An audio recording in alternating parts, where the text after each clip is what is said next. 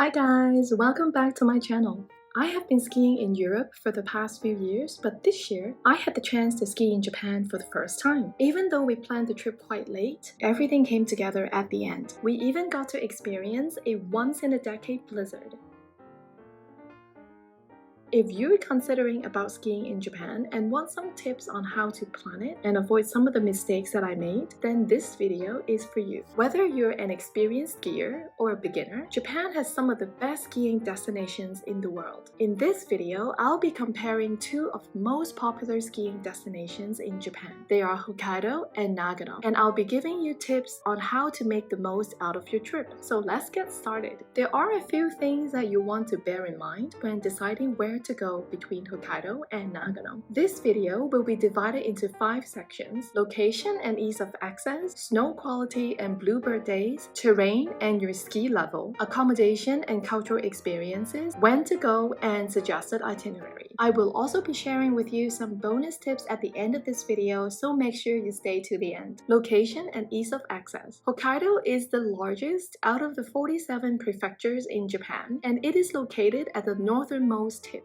It is known for its natural beauty and outdoor activities, skiing being one, and it is very famous for its snow consistency with some of the richest snowfall in the world. Nagano, on the other hand, is located in the Japanese Alps in central Japan. It is very close to Tokyo and other major cities such as Kyoto and Osaka. Nagano also has excellent powder snow, and it also hosted the 1998 Winter Olympic Games. Because of the location, Hokkaido's weather is much colder, with winter temperatures ranging from around -4 to -12 degrees versus Nagano's 3 degrees to maybe -5 degrees. Both destinations are excellent and have their merits. Ease of access. If you're going to Hokkaido from Tokyo, it will take a little bit more effort because it is isolated up north and away from the main island of Japan. The easiest way is to fly, and it's an hour-and-a-half flight time from Tokyo to Sapporo, which is the capital city of the Hokkaido prefecture. From there onwards, it takes another 1.5 hours to 3 hours road transport to major ski resorts like Niseko, Furano, Rusutsu, and Kiroro. The total traveling time is around 3 to 4.5 hours excluding waiting time. If you are flying in from overseas, that's also very doable because there are 3 major airports in Hokkaido that have international flights. The new Shitose Airport is the largest and the busiest airport in Hokkaido. For those of you who are more adventurous and if time is not a concern, then another option is to take the bullet train or the Shinkansen from Tokyo to Hokkaido. However, the Shinkansen line from Tokyo to Sapporo is not available until 2030, or so they say, but there is a train that will take you to the Shin Hakodate Hokuto station, which is southern Hokkaido. The ride is around 4 hours. From there onwards, you will need to take another 3 to 4 hours on express train to get to Sapporo, or multiple land transfers to go to the major ski resorts. The total estimated travel time can be around 7 to 8 hours or even more. Going to Nagano is a lot more convenient. You can simply just hop on the bullet train or Shinkansen from Tokyo, and the ride is 1 hour and 40 minutes. And this is exactly what we did. The Shinkansen station may be a little bit daunting for some travelers, but we found it very manageable. It's not any more difficult than traveling in Europe on TGV or Eurostar, and people are often very helpful in Japan as well. The seats on Shinkansen are also very comfortable, not to mention extremely clean and super quiet. Depending on where you want to go in Nagano for skiing, you will need to take road transport to take you to your ski resort. From my experiences skiing in Madarao in Nagano this time, we got off at the Iyama station and noticed that there are actually buses that run from the station to where we stayed, which was Active Life Madarao. It took 30 minutes to get there, and we literally stopped steps away from Active Life's main entrance. You can also reach Nozawa Onsen within 30 minutes from the Iyama station, and I'm sure there are other ways to go to these and other ski resorts. The total traveling time is around 2 hours 10 minutes from Tokyo, excluding waiting time. So my recommendation is, if you don't mind the cold and the longer traveling time, then I suggest you to head to Hokkaido. This destination attracts so many international tourists every year and is definitely worth checking out. If you just don't want to spend so much time on transport, or you simply prefer a slightly warmer place which is also near other major cities to add to your holiday experience, then Nagano would be perfect picked for you. 2. Snow quality and bluebird days. Before I jump into comparing both destinations, let's take a look at the duration of the ski season. I was going to compare Madarao in Nagano, which was where I went, and Niseko in Hokkaido, but I couldn't find comparable data between these two specific areas without having to pay to become a registered member of some statistics site. So if you look at these two charts, on the left hand side you'll see Sun Valley in Nagano, and on the right hand side that's Sapporo Tine. The charts summarized 15 years of data taken between 2007 and 2022. At the bottom you'll see months across, and on the vertical axes are the number of days per week. You will see that Hokkaido usually starts to snow in mid-October and can sometimes last until early May. That's almost 7 months of ski season. You're also likely going to get windier days, which you see here would be the red dotted line, and you'll also get more whiteout days in Hokkaido, which are represented by the white bars. So in conclusion, because of the heavy snowing in Hokkaido, sometimes the weather could be a little bit temperamental. For Nagano, the ski season starts around 3 weeks later than in Hokkaido, which is in early November and ends in early May. So that's around 6 months compared to Hokkaido's 7 months of ski season, which is not a big difference in my opinion, especially because most people go on ski trips from December to March. Nagano also gets excellent powder snow, but you'll see here that it offers more bluebird powder days and bluebird days when compared to Hokkaido. Nagano also has less windy days. In terms of snow quality, both destinations are excellent, but Hokkaido tends to have lighter and drier snow due to its colder temperatures, which can make it easier to ski for beginners. Regarding annual snowfall, most Hokkaido resorts get around 15 meters of snow. For Nagano,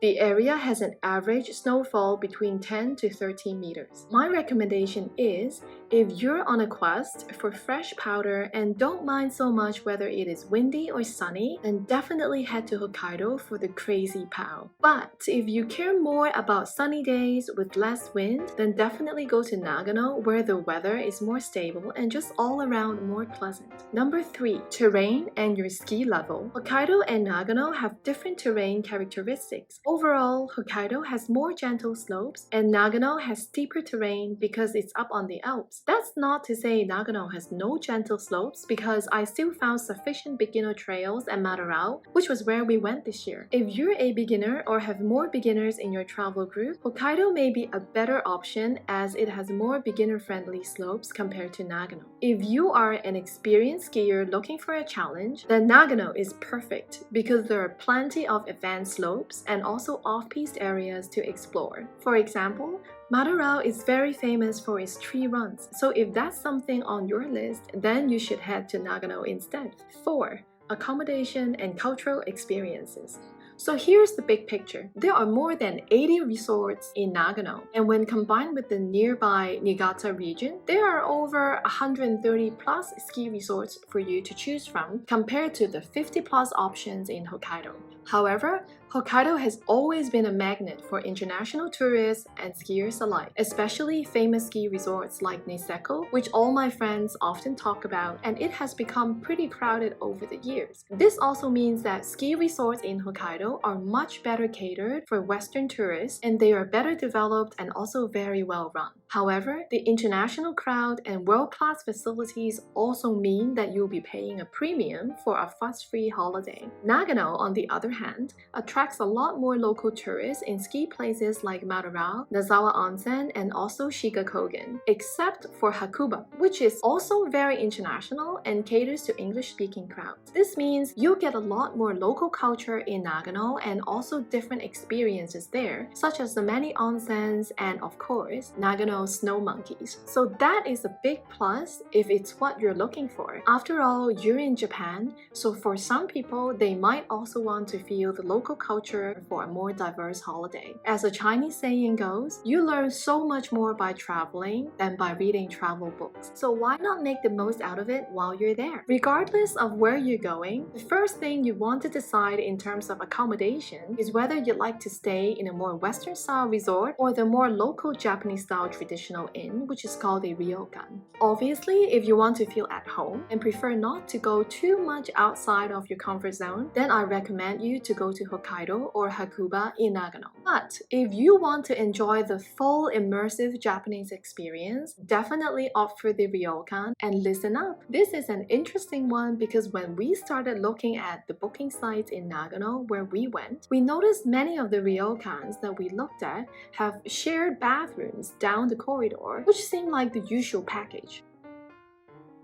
Now, don't get me wrong, they are all very clean, as all my friends tell me, because Japan is an extremely clean country and many people don't mind it at all. But if you do prefer to have your own bathroom inside your room, then you better book early and buffer some time to do your research. By the way, we were also quite fascinated by the tiny prefabricated bathroom units at where we stayed, not to mention the very famous heated toilet seats and many automated functions, which I still haven't tried every single one myself. Another major difference staying in a ryokan versus a Western-style resort is the F&B. Most ryokans offer traditional Japanese meals, including hot breakfasts such as rice, miso soup, pickles, and egg dish, and sometimes even fish. Dinner is often kaiseki, which is a delicate multi-course meal. So if you or anyone in your group prefer to stick with continental breakfast, cereal and bacon and eggs, and Western dinners, then ryokans are not for you, unless you opt to eat out. Lastly, if you stay at a ryokan, you'll be sleeping on tatamis or futons, where the host will normally set up for you. So if you prefer your soft, fluffy bed, then opt for the Western-style resorts to minimize cultural shock. When to go and suggested itinerary. Regardless of whether you go to Hokkaido or Nagano, always plan early for skiing in Japan, or actually anywhere in the world really. It is a favorite destination, especially for Asians and Australians. So think about what facilities you need, which depends on who you're traveling with. Going with a group of skiing fanatics versus going with family and young kids have very different requirements. The best hotels or ryokans are usually booked up to at least 6 months to even 1 year ahead of time. This year, we booked our accommodation a couple of months before our Japan trip, which was very late.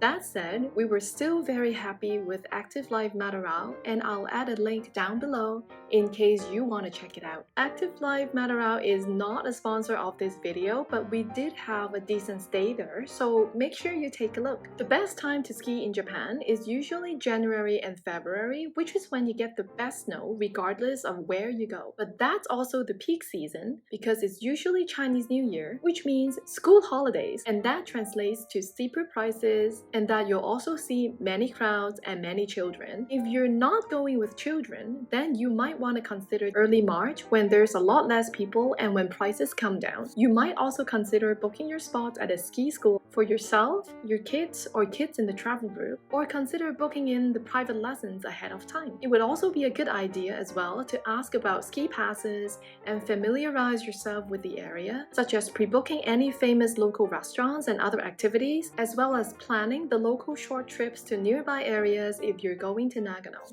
Whether you're heading to Hokkaido or Nagano, I recommend to have at least a couple of days in Tokyo before you fly out or when you fly in, so you'll get to see Japan's capital city, which has lots to do, and it also happens to be the biggest city in the world by population. If you've made this far to the video, let me throw in a few bonus tips for you. First, bring extra cash. As many of you may know, Japan is still very much a cash society as of the date of this video still. Credit cards are already a lot more widely acceptable than before, but quite a lot of places still prefer cash, especially some of the more local and small family-run restaurants. So make sure you bring enough yen with you just in case. We were very lucky that we happened to have just enough cash with us, otherwise we wouldn't be able to go into a couple of the very local restaurants in Matarao. Second, download a good translation app. Although the people in bigger cities and popular resorts can speak good English, you can still encounter challenging and some very interesting experiences due to the language barrier. We actually still managed to get into a local restaurant in Tokyo, although everything on the menu was in Japanese. But luckily, there was a waitress who spoke basic English, so we were still able to order some really great dishes and we had a great meal.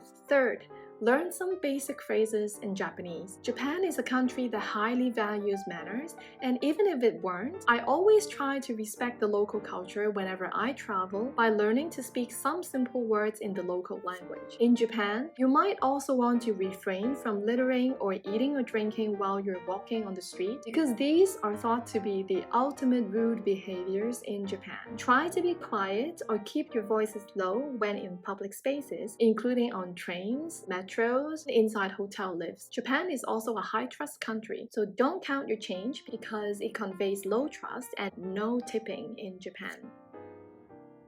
When the weather says there's going to be a blizzard, stay indoors, especially if you're a beginner skier or if you're skiing with kids. And especially if you know that this was going to be a once-in-a-decade crazy snow blizzard. So, here is our story. We were advised a few days before that there would be a snowstorm and that it was going to be a huge one. And the weather report one day before was this. We still went to do some skiing in the morning on the day, which was all fine, so we decided to ski down one last time after lunch before the storm came in.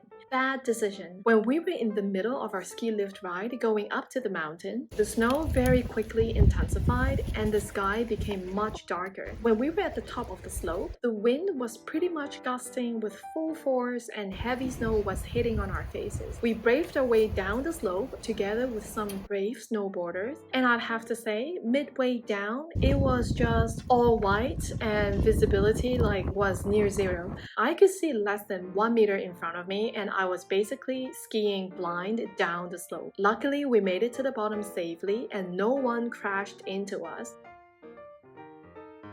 That same evening when the blizzard was there, we also decided to hop across the street, which was like a 3-minute walk for a quick burger dinner at a place highly recommended by one of the ski instructors at Madarao. Totally regretted not wearing my ski goggles and face mask for that short walk. As I couldn't even open my eyes and my face was hurting from the snow in the gusty wind, I completely understood why some people would get lost in the snow. We took a shortcut rather than walking on the main road. The fresh snow was actually up to our thighs.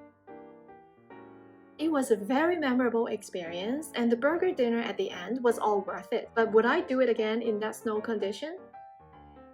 If you guys find this video helpful, please give me a thumbs up and subscribe to my channel. I've been looking at this for like the 10th time. Can't get myself to just do it.